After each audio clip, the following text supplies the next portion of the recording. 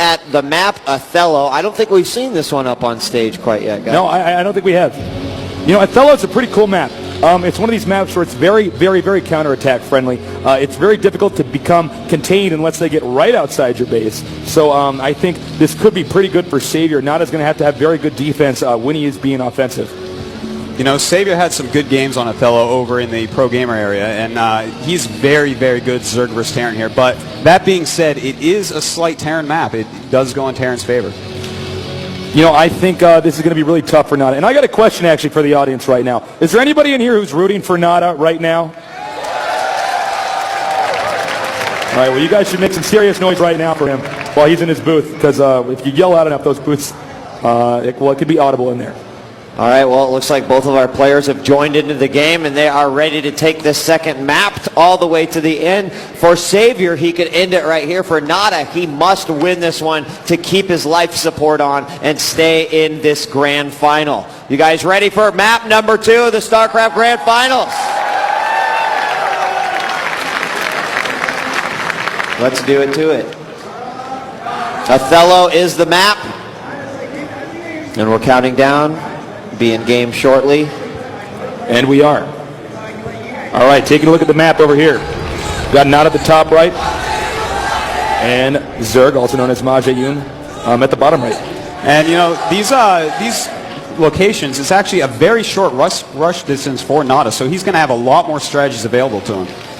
You know, I got to say, speaking of strategy, we are seeing a lot of that from Nada. That seems to be his big focal point here. He's not going to focus on these micro builds. He's not going to focus on some of these heavy econ builds. He's really just focusing on outsmarting his player or predicting how they're going to play early on.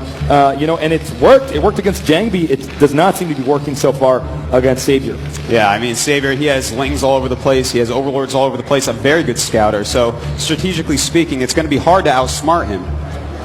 I think, well, actually, you're a Terran player. I'm not going to pretend to know this matchup as well as you do, Dan. What does a Terran player want to do on Othello? How would you open up? I would go for a 1 racks expand, go into 3 racks, get a FAC, get a starport, and try a timing push. I mean, this is a very short rush distance, so you can really rally your Marines up there.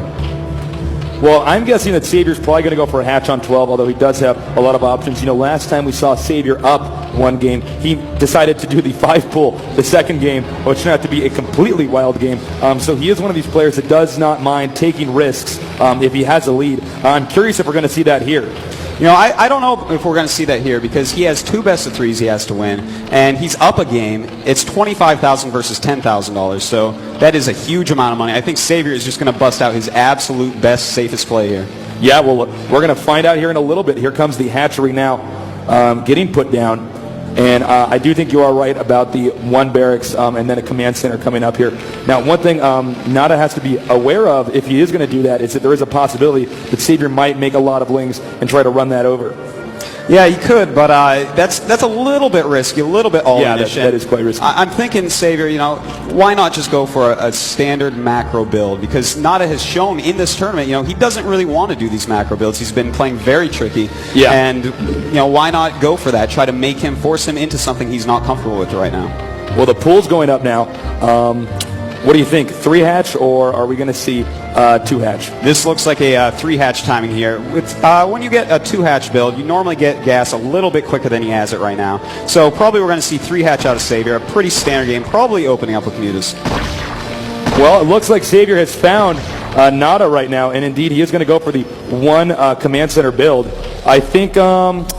well, it looks like we may be seeing a long game out here, and that's going to be pretty exciting. Now, most of the games we've seen Nada in, he seems to do, actually, you know, I'm going to take that back. He's done bad in short games and long games, and he's done well in short games and long games. So it's hard for me to really predict exactly how he's going to play on this moment. I know he was complaining a little bit about feeling a bit uncomfortable. You know, he's in a completely new environment here. He's playing in front of a different audience, so I wonder if that's going to play into this as well. And, you know, he actually went for an extremely fast command center here, so his economy is going to be just rock solid. It is going to be an awesome economy. He can choose to do almost anything after it. He can go for a much quicker tech now. He can go for 4 racks before his factory. He has a lot of options open because of scouting Savior first. And here is the extractor, and we will be seeing a layer shortly. Now, Savior's pretty well known for teching to Mutalisks, and now almost all Zergs tend to tech to Mutalisks. Lurkers is, of course, the other option that you can do against Terran, but he's really popularized this. I think we're probably going to see a Muta Rush here, although you know what? He may try to mix it up. We'll see. Yeah, I'm not too sure if he's going to open up with any sort of lurker build. If he does, he's going to have to hide it pretty well, because if Terran knows a lurker build is coming, they don't have to buy any turrets. They can have a very nice build against it. You know, get a couple facts up really quick, get a contain on you, and it's very hard to break out of that with lurker. So he'd have to really fake it pretty well. Well, you can see Savior's not going to let Nada's scouting SCV get anywhere near there. This is some fantastic micro. I mean, he's really forcing Nada to micro that SCV back, and then he moves the links back, hides them, so that he tries to loop around, and then he gets in the way of the SCV again. I think it will not be able to do any effective scouting whatsoever. Meanwhile, Savior's going to go ahead and focus on drones. That's what the Zerg does early on, and if the Terran does attempt to move out at all, the Zerg will then make sunken colonies. But it's really important you don't make those sunken colonies too soon, because if you make sunken colonies and you don't need it, well, you've just wasted a drone, which means you're going to get less money. Yeah, you know, the Zerg economy balancing is very tricky against Terran. You've got to be careful. This is a quick rush distance, so his scouting is going to be very important. He has to keep an eye on that mini-map at all times. If those Marines move out, he needs to pull the drones immediately and make the creep colonies. Just so you guys know, there are neutral buildings on this map. It makes your entrance a little bit smaller. They can be destroyed and repaired, actually, but this is not a significant building. For those of you who are not familiar with competitive StarCraft, Savior was attempting to destroy that to make this entrance bigger in case he does decide to attack later on. Yeah, it's smart for people to take that out very quickly against Terran. You know, Terran is the one race that really loves choke points. You know, we have all these range units. We want to bottleneck you. So doing something like that, just when he has some free time, these are the things that pro gamers do to get ahead. The Spire is now on the way. So we're going to be seeing Mutas here in a little bit. Now that Nada has actually moved out, he will make 2 sunken colonies. So Savior right now making actually a good number of lings here. So it looks like we're going to see some Muta-ling action going on, and looks like he's going to be getting speed there right away. And that's going to help him a lot. You know, if he can surround one army of Nada's while Nada's out on the map and kill it, then Nada's going to be very far behind for the rest of the game. You know, one thing that is a little bit risky about what Nada's doing is if you move your army out like this and you lose it, you have no presence on the map mid-game. It's very difficult. I mean, you have to depend mostly on your micro. So, you know, while Nada is forcing Savior to waste drones making sunken colonies, hold that thought, he's going to move in here, and this may be a trap. This is a set trap. up by Savior because he had lings hiding there. Very nice move by Savior right there, taking out a lot of Marines, and that's going to make it much harder for Nada to hold off those Mutas. Unbelievable. You can see that he hid the lings over here in this area so that when you know, Nada took a look and saw only the sunken colony, he thought, oh, well, I can take that. Rushes in there, and suddenly Zerglings come up from behind. A counterattack is about to happen over here. Only 4 Marines, no medic. Should be wiped out pretty easily. A few more Marines come in here to try to help. And Nada, he is actually pumping out a lot of fire bats right now. Those are not going to be too useful in a minute here when Savior finally gets his Mutas over. The Spire is done. The eggs are up for Mutas, no doubt. And there are not many turrets over at Nada's base. He is going to have to get those up immediately, or Savior's going to do too much damage to his SCVs. Yeah, you know, Nada is falling right into Savior's trap. He baited him out into attacking him. Then he killed off Nada's army with those Zerglings. Now, the response, Nada, of course, has to make a few fire bats because those are quite good against Zerglings. However, fire bats are obviously not good against air units at all. So the Mutalisks are going to come in here, probably do some very effective harassment. Nada's going to have to hang on here for the next few minutes if he wants to stay in this. You know, Nada right now, not many turrets, making 2 at his main. It looks about 3 at his natural. And with that cliff over the natural, you really need a lot more over there. You need like 6 turrets, especially against Savior. I think, looks like Nada may have the defenses up in time. Hopefully his turret placement was up in time. Here comes one that's going to be picked off before it finishes. And this is going to be excellent Muta micro we're going to see here. Savior, one of the very best Muta micros in the entire world. Look at the way he groups those up. He just swings them around, picks off everything on the edge of the bases. Looks like at this expansion over here, he did manage to sneak 2 fire bats over here. That may force these Mutalisks to turn around and try to pick them up. That would save Nada from any further harassment. However, looks like Savior is instead going to focus on this, let that hatchery get a low health, and then go in there later on. Yeah, there's not enough turrets there, as we saw, and 2 turrets going down. He is going to have a field day over here now. All right, he is managing to take off these turrets. The Mutalisks are very strong over this high ground area. It's hard to see exactly what angle they're coming from for the Terran. Meanwhile, the expansion, you know, he may cancel it at the last second. I think he's going to go ahead and sack it. Yeah, he's not even going to try to save that. He's doing too much damage right now, killing turrets, SCVs, slowing down the mining, killing Marines. You know, Nada is wasting his stims. He does not have enough medics for this. And Savior is just pulling into the lead right now. Yeah, you know, and one thing that's really strong about this harassment we're seeing here is he's basically forcing Nada to stim way more than he would like. And, you know, when he actually pushes out, those medics are not going to have a lot of energy to try to heal. No, they're not at all. He just keeps stimming, but he is making extra medics, so that is a sign of a very smart Terran. You know, when you're getting muted harassed a lot, make a lot of medics because you have to stim all over the place. Well, you can see there's only 5 SCVs down at this expansion, and he's going to have to transfer a few whenever he feels like he has the chance. Terran's economy really hurting right now. Now, this Mutalisk harassment is going to end when the science vessel comes out. He'll get irradiate. If he can irradiate the clump of Mutalisks, you know, it's so hard to pull that one irradiated Mutalisk out of the clump. That will probably force Savior to back off, but I think the damage has been done already. Oh, yeah, these Mutalisks have done more than Savior could have ever wished for them to do. They have done so much. Nada's stuck in his base right now, and Savior's looking very good. He has, in fact, saved that bottom left expansion, so he's going to be 3-basing it against Nada's 2-base, and Nada's 2-base right now really isn't even 2-base. Very few SCVs at that expansion. All right, well, you know, the clock is ticking right now. Nada has to keep deflecting this without losing units if he's going to be in this for much longer. The science facility is done. I'm sure the vessel will start up once the next depot finishes. Yeah, he's going to want to get that out immediately, and as soon as he gets irradiated, it's time for him to move out. He's going to need a couple siege tanks, do one very strong timing push, because right now Savior has a big upper hand economically. Well, you can see Savior does have this expansion up. Now he is going to be teching to the hive. Savior's kind of known for doing these 3-base fast hive techs. He gets the defilers out. And, you know, defilers have Dark Swarm, and in respect to Terran versus Zerg, Dark Swarm is possibly the strongest spell in the entire game, especially in this matchup. Yeah, I would say so. Dark Swarm is crazy. It makes Zerg units invincible against Terran, and if he can get that out, he is one of the very largest masters of using that spell. Nada is going to have such a hard time, especially considering he doesn't even have a vessel yet. You know, I think it's really smart that Savior techs to the defilers right away after effective Mutalisk harassment, because, of course, if the Terran is going to hold this off, he has to use his 1 irradiate on the clump of Mutalisks. That means the vessel has less energy. And as we all know, the only way to really counter defilers is to irradiate them. You can't get near them otherwise. Oh, yeah. They protect themselves with the swarm. With any lurkers around, any Zerg units around, you really can't target them. So it is so important to keep irradiates alive and ready for the defiler. And I think we may see the irradiate here. I think Savior may even keep the Mutalisk there just to force him to use the irradiate. Yeah, you know, I think those mutas, we're down to maybe 3 or 4 mutas in that stack, so not too much more damage they can do. Nada right now should be getting ready to move out. We see that in his main base, he is actually getting siege mode. He took out the vessel! That right there is huge. That first vessel is so important in Terran vs. Zerg. You need it against Defilers. There you go. Defiler mount going up for Savior. He's going to have 3 gas Defiler, and how is Nada going to be able to stop this? I don't know. I have no idea what Nada is going to do. You know, he played really well all the way up to here, but Savior is just so good right now.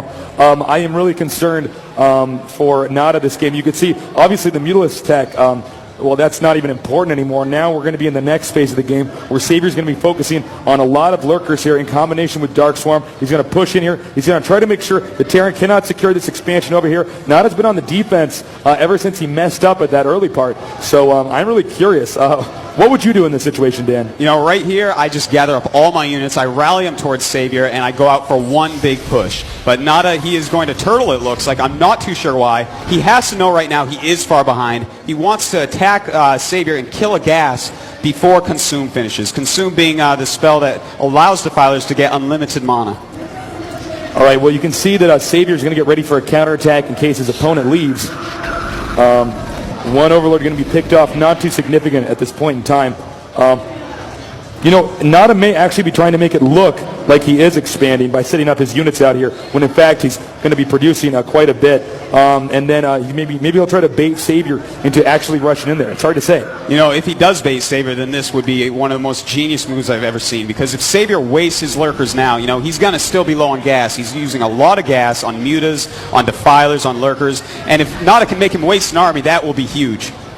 All right, you can see, I think Nada shouldn't have quite rushed in there like that because Savior's going to back off now. Note, Savior's expanding over here. Now, the point of the the expansion locations here is that there's no one way Terran can push and take everything out. Whichever direction Terran pushes, there's another direction the Zerg can come in here. And of course, the Zerg can just keep making expansions all over the map. Yeah, we see Savior. He is taking the map right now. He has orange dots all over the place on the mini-map, as you can see, and that is just really good play. Savior is just playing out of his mind this weekend. All right. Excuse me. Sorry, I was going to say, I think we're going to see an attack here. He did plant a few vulture mines, which usually means he's going to be prepared for a counterattack. I think we may see him be aggressive here in a second. Yeah, I hope we do, because time is running out here for Nada. He has to make something happen, because when Savior comes with a couple defilers and consume, there's only about one vessel out on the map, and that is not going to be able to deal with both of them. Well, he is going to hide the command center over here, so he knows that if he does get attacked, he definitely doesn't want to have it building over here in case the freak accident happens that he loses that command center. So Nada's playing very cautiously right now. Yeah, and Savior looks like he's starting to get into position. There we go. The Dark Swarm is up. Defilers are ready, and an Iridate goes off instantly on one of them. All right, now he has to be very careful. These Dark Swarms getting very close to this area. Basically, this whole game is going to be centered right now around whether or not Savior can get in here and stop Nada from securing this expansion. Dark Swarm clouds very nearby, and as you know, as we already know, he was down one vessel early on. So this is going to be tough. Yeah, it is. And that Vulture trying to do what it was trying to do last game, killing a lot of Zerglings, but Nidus Canal going up at that top left base. So basically right now, Savior's going to be able to transport his units anywhere instantly, constantly refill his mana for Dark Swarm, and just push right into Nada. So Nada is going to have to do something crazy here to come back. Now, a lot of people ask me, when they watch StarCraft games, why do the Terran players take some of these buildings that seem quite significant and float them far out? First of all, it's there to spot if there's an attack coming in there, so we can get an irradiate off a little bit earlier. Plus, the Zerg don't have enough gas to waste on Scorch to take it out. So it's actually a pretty smart move. Here comes an attack. Now it's going to have to back off. The vessel is saved. That was a very nice vessel save right there. You know, a lot of times Zerg is going to attack right into your units with maybe some Zerglings, a Lurker, with some Dark Swarm to try to get some Scourge on you. Because if they can Scourge a couple vessels, they're just going to roll you over. All right, well, you can see the Nidus Canal is up, so the Zerg should be able to hold this off. But it's really important that Savior keeps this expansion so he can keep his edge here. Lurker on the ramp, that may make it impossible to get up there. Yeah, that makes it very annoying. And he irridates the Lurker, and that is another wasted irritate right there. I mean, he needs to kill his gas, yes, but there is a Nidus up there. I don't think he's going to be able to. And he needs every irritate he can get for all of these Defilers. All right, the Defiler is out. Dark Swarm can be casted, but he's going to have a bite to eat before he dies. Okay, he is going to get a Plague over there. Not a terribly effective Plague, but it's certainly not going to...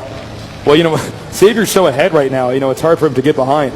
Yeah, it is. And Plague now research, that is another big deal, because if Nada wants to go SK Terran, which is, the Marine medic vessel, this is extremely good against that. You make all the Marines go down to a very low health, they die very easily, and the medics waste all their mana. So something like that is an absolute nightmare for the strategy that Nada's pulling off right now. Yeah, I agree completely. Now, if Nada can really manage to weather the storm for the next, 8 minutes here, we could see Nada get maxed out and pushed out, and Savior might be in a lot of trouble. But right now, you can see Savior's just playing it really, really safe. Yeah, Savior, he is just taking the entire map, expanding, not too fast, not too slow, and he is just going to be able to get Ultralisk pretty quickly here. All right, you can see he's going to send this fleet of science vessels. Now, the more vessels the Terran gets late game, the more powerful they get. I mean, their strength just goes up exponentially. You have almost an unlimited amount of irradiates to cast. Yeah, as quick as these pro gamers are, even they can't handle more than 12 science vessels. I mean, they get mana so quickly. Irritate is a pretty cheap spell, and it gets extremely hard to even use them, but every single one that you use just hurts the Zerg army so much. All right, here we are going to have an Ultralisk coming up here pretty soon. Now, I don't know how much Vespian gas Savior managed to save. I think he might have spent a lot of it on Defilers. But yeah, I think Nada's going to be in for a lot of trouble. I will say, though, Nada's doing a fantastic job of surviving this long. I mean, the map is just loaded with traps everywhere that he might walk into. Nice! Looks like he got maybe a vessel or two right there, and every vessel he takes down is going to help him so much. But soon he's going to have ultras. He has so many gases going on right now. He looks like he's going up to 1, 2, 3, 4, 5, 6, 7, 8 gases he's going to have in about a minute here. If you have 8 gas ultra going, nothing beats that. Well, it looks like he will get one Dark Swarm up here right outside of his opponent's base. Meanwhile, Nada's going to be expanding up here. It doesn't seem like there's much attention going on at this location on the map. Yeah, that's a smart move for Nada right there. I mean, he's decided to play a very passive game. He wants Savior to suicide into him a couple times, and taking that base, that's just a natural next step in that. All right, we have a lot of Scourge. Savior may be hoping to intercept all of those vessels in the midst of an attack. Meanwhile, Nada's going to sneak out here and try to take out this expansion. Savior, though, just has so much of the map. It is unbelievable. And you can see these expansions are not going to be mined out anytime soon here. No, they're not. And we see the vessels now going up. And he has, this is a decent amount of vessels right now. And Nada is not quite dead yet. But if these Scourge all land, he will be. If he loses all these vessels, the game is over. All right, he is going to try to break the ramp. I don't think this is a smart move by Nada. I think he's starting to panic right now because Savior's getting so big. He's going to get up this ramp, but there's already a Nidus Canal there. He's going to get attacked over here. Now, this isn't the entire... Oh, look out! Oh, no. If he kills these vessels, it's so big right here. It looks like he will, in fact, kill them.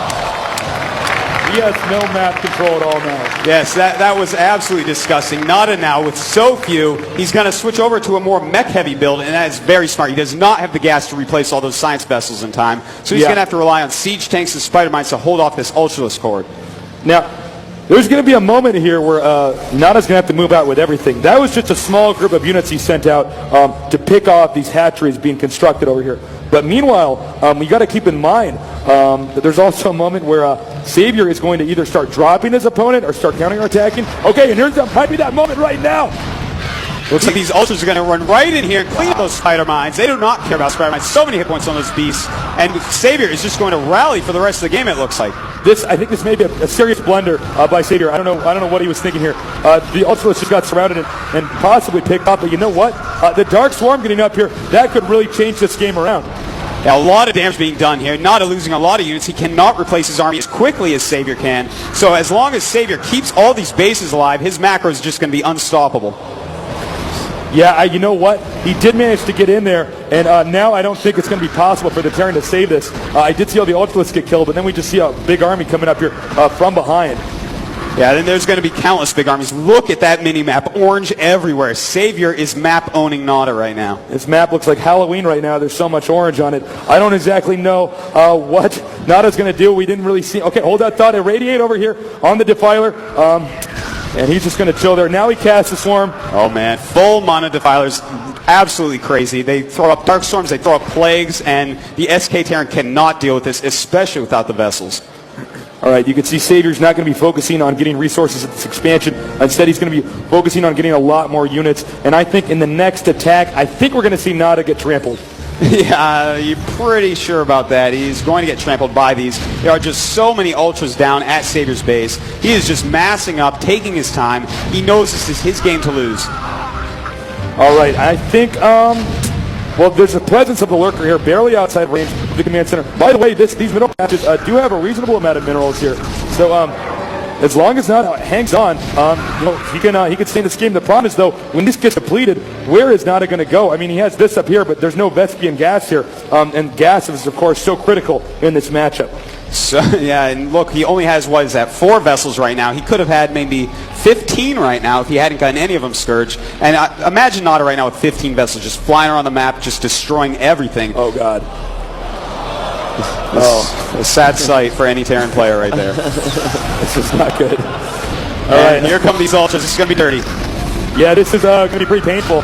Actually, nice medic blocking here, but I don't know if it matters. I mean, honestly, Savior could throw all these Ultralists away and still come back here and win this. Yeah, and he's giving him haymakers as well, irritating those Ultralists. The only thing more dangerous than Ultralisk is one with an Irritate on it. You can see they tear through those Marines so quickly. Nada with very few units left. Savior with the whole map. I think this is going to be it. It does not look like he's going to be able to hold the expansion. He could not afford to lose SCVs over here again. We may see GG very soon here, but Nada, he's not one to try to quit. Oh, by the way, he's also going to do a drop up here. So this is going to be his attempt to get back in this and start being aggressive. This will probably take out this hatchery. The Ultralisk, of course, cannot, or at least I believe, cannot fit back there. No, he cannot. Too little, too late right there. And losing both of the dropships, those were really important. He really needs to drop more than that because he is not going to be able to get mobile with all these Ultras out here. But the last expansion of Nada looks like it is going to be falling, lifting off right now. So many Ultras out on the map, and Nada with just very, very few units left. Oh no, these SCVs barely somehow managed to not all get killed by those Lurkers. Okay, and once again, Savior is just rallying his units back here. Right now, Savior's probably not even looking at this battle. He's going over all of his hatcheries and just attacking. Yeah, that's all he needs to do right now. Savior is getting so huge. You see the mini-map. He's just streaming orange lines out towards Nada, and Nada is doing all he can just to stay alive right now. I don't know if that's going to happen. You can see that Savior's not even going to focus his attention on this expansion. Instead, he's going to try to go for the heart of the Terran base. If he can secure this ramp down here or even get to this location up here at the barracks, the game is over. I do believe, I think it's about 99.9% clear it's over. Yep, there it is. Good game.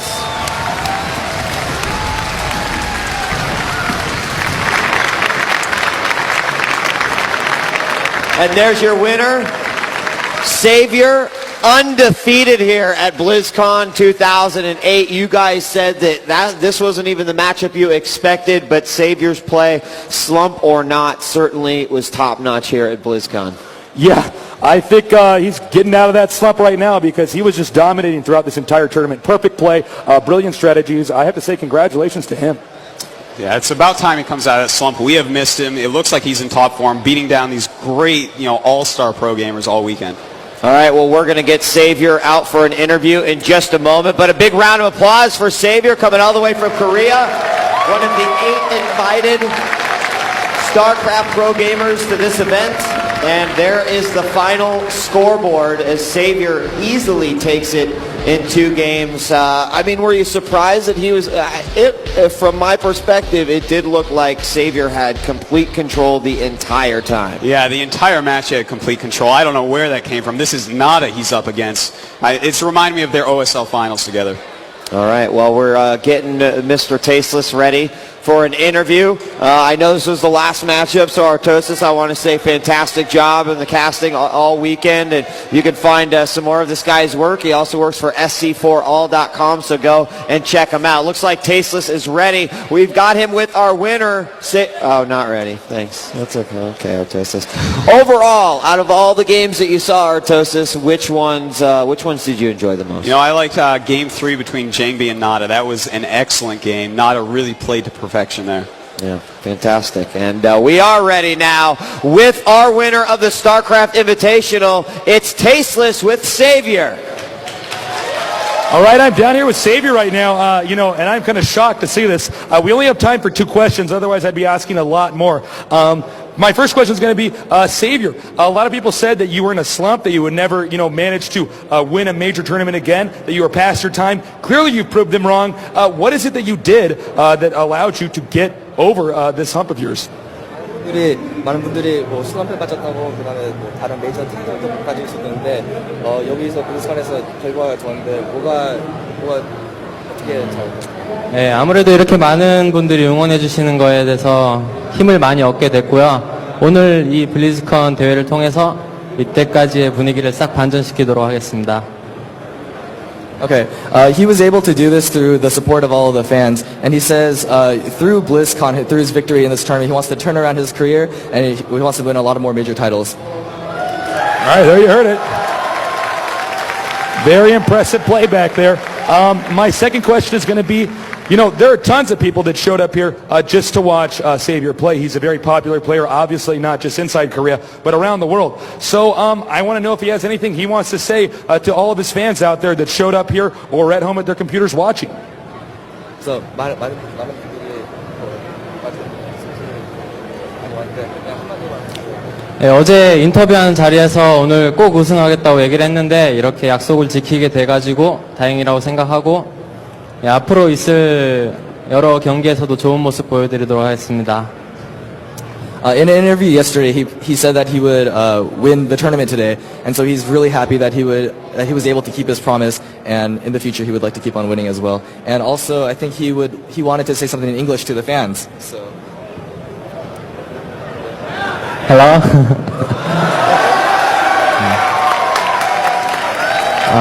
Thank you very much for coming today. I wouldn't be able to win without you guys. I love BlizzCon and StarCraft fans.